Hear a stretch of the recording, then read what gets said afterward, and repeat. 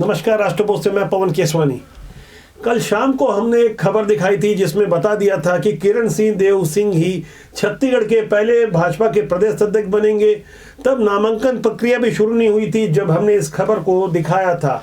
आज हमारी खबर पर मुहर लग ही गई, लेकिन हमें खुशी इस बात की है कि हमारे खबर दिखाने के बाद कुछ अखबारों ने आज सुबह किरण सिंह देव को प्रदेश अध्यक्ष बनने से पहले ही हमारी खबर पर मुहर लगाते हुए बता दिया कि किरण सिंह देव ही अध्यक्ष बनेंगे। आज हम उन कारणों को समझने की कोशिश करेंगे जिससे पता चलता है कि भारतीय जनता पार्टी का केंद्रीय नेतृत्व कितने दूर तक सोचता है और छत्तीसगढ़ की राजनीति में किरण सिंह देव का भारतीय जनता पार्टी अध्यक्ष बनना किस तरह से न केवल भाजपा को मजबूत करेगा बल्कि कांग्रेस को हतोत्साहित करने के लिए किरण सिंह देव को प्रदेश अध्यक्ष कायम रखा गया है। छत्तीसगढ़ भाजपा मुख्यालय कुशाभाऊ ठाकरे परिसर में नामांकन की प्रक्रिया शुरू हुई।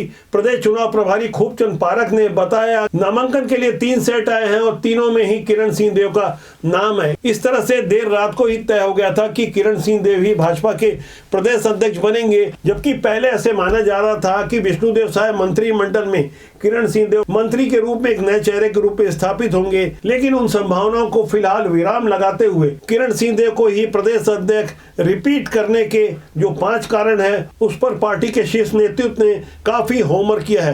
पहला कारण कि किरण सिंह देव ने जिस तरह से कार्यकर्ताओं को रिचार्ज किया और जिस तरह से उनकी लोकप्रियता और स्वीकार्यता है, और ऐसे माहौल में जब नगरीय निकाय और त्रिस्तरीय चुनाव सर पर हो तो पार्टी किरण सिंह देव की जगह किसी और को अध्यक्ष बनाने का रिस्क नहीं लेना चाहती थी। किरण सिंह देव का परफॉर्मेंस कुल मिलाकर बहुत अच्छा रहा। दूसरा कारण यह है कि किरण सिंह देव के कार्यकाल को अभी सिर्फ 1 साल हुआ है, जबकि पार्टी के प्रदेश अध्यक्ष का कार्यकाल 3 साल का होता है। कुल मिलाकर उनके अध्यक्षीय कार्यकाल का भी 1/3 समय हुआ है। इसलिए पार्टी ने मन बनाया होगा कि उन्हें आगे और मौका दिया जाए और अच्छे परफॉर्मेंस के साथ उन्हें और ज्यादा परखा जाए। और तीसरा कारण यह है कि बीता लोकसभा चुनाव जो किरण सिंह देव के ही नेतृत्व में लड़ा गया, और किरण सिंह देव बस्तर के जगदलपुर विधानसभा के विधायक हैं और बस्तर से भारतीय जनता पार्टी ने लंबे समय बाद सफलता हासिल की है। और बस्तर में जिस तरह से किरण सिंह देव की स्वीकार्यता बढ़ी है, इसलिए पार्टी नेतृत्व को यह लगा होगा कि किरण सिंह देव को ही प्रदेश अध्यक्ष बनाए रखा जाए। चौथा कारण, कांग्रेस के प्रदेश अध्यक्ष दीपक बैज भी बस्तर से ही आते हैं, किरण सिंह देव भी बस्तर से हैं। लोहे को लोहा काटता है, इस फार्मूले को आजमाते हुए भारतीय जनता पार्टी के शीर्ष नेतृत्व ने किरण सिंह देव के नाम पर ही अपनी सहमति लगा दी। पांचवा और सबसे अहम कारण, किरण सिंह देव को लेकर छत्तीसगढ़ में कहीं कोई नाराजगी नहीं है। निर्विवाद प्रदेश अध्यक्ष बने रहे।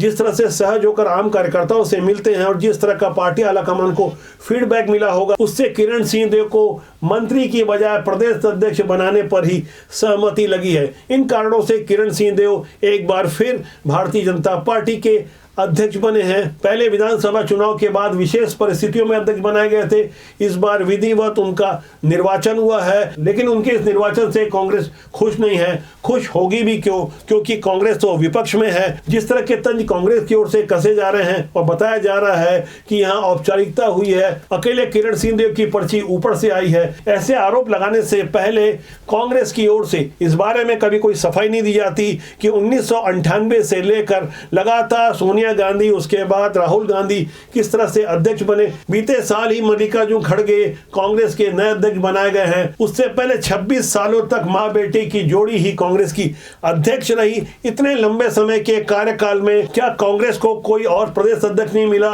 और अपने पूर्ववर्ती गैर गांधी परिवार के राष्ट्रीय अध्यक्षों के साथ गांधी परिवार का कैसा व्यवहार रहा, सीताराम केसरी के साथ क्या हुआ, इस बारे में कांग्रेस की ओर से कभी कोई सफाई नहीं आती। अब जब छत्तीसगढ़ के भाजपा के नए प्रदेश अध्यक्ष बने हैं, उस पर कांग्रेस की ओर से ये जो तंज कसा जा रहा है कि पर्ची ऊपर से आती है, तो ऐसा कोई और दल कहता तब समझ में आता।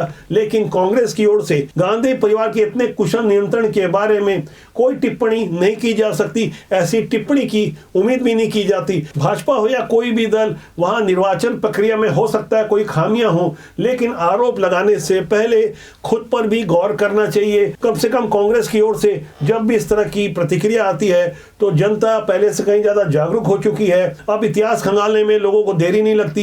गूगल करके आसानी से समझा जा सकता है कि आंतरिक लोकतंत्र किस पार्टी में किस तरह का कायम है और आखिर किन कारणों से 1989 के बाद कांग्रेस आज की तारीख तक लोकसभा में बहुमत नहीं हासिल कर सकी और बीते 3 लोकसभा चुनाव में कांग्रेस को कुल जमा जितनी सीटें मिली है उससे भी कहीं ज्यादा भारतीय जनता पार्टी को 240 सीटें मिली है। इस पर भी राहुल गांधी के नेतृत्व में देश भर में खुशियां मनाई गई कि मानो 99 सीट पाकर कांग्रेस ने पूरे देश में फतह हासिल कर ली हो। मौजूदा समय में भारतीय जनता पार्टी की स्वीकार्यता आज जैसी है इसकी कोई गारंटी नहीं कि आने वाले समय में भी वैसी स्वीकार्यता हो, क्योंकि परिस्थितियां मौसम के अनुसार बदलती रहती है। छत्तीसगढ़ में भारतीय जनता पार्टी के चुनाव प्रभारी खूबचंद पारक ने जिस कुशलता के साथ इस निर्वाचन प्रक्रिया को अंजाम दिया, पार्टी में जाहिर तौर पर उनका कद और ऊंचा हो जाएगा। पार्टी के वरिष्ठ नेता हैं, जिस तरह से उन्होंने अनुशासित रूप से पूरे चुनाव संपन्न करवाए। 489 मंडल और 36 जिला अध्यक्षों की नियुक्ति के बाद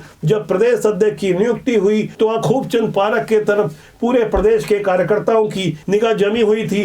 निर्वाचन के एक दिन पहले किरण सिंहदेव के पक्ष में 30 प्रस्तावक आए, जिन्होंने किरण सिंहदेव के नाम पर अंतिम मुहर लगाने का काम किया। छत्तीसगढ़ के अलावा देश दुनिया से जुड़ी राजनीति की ऐसी खबरों के साथ हम आपको लगातार जागरूक करते रहते हैं। हमारा मानना है कि राजनीति बुरी नहीं होती, उसमें काम करना लोग अच्छे या बुरे होते हैं। तो आज के लिए मेरा आपसे आग्रह कि चैनल को देखें, लाइक करें, शेयर करें, सब्सक्राइब करें। बहुत जल्दी मेरी आपसे फिर मुलाकात होगी। नमस्कार।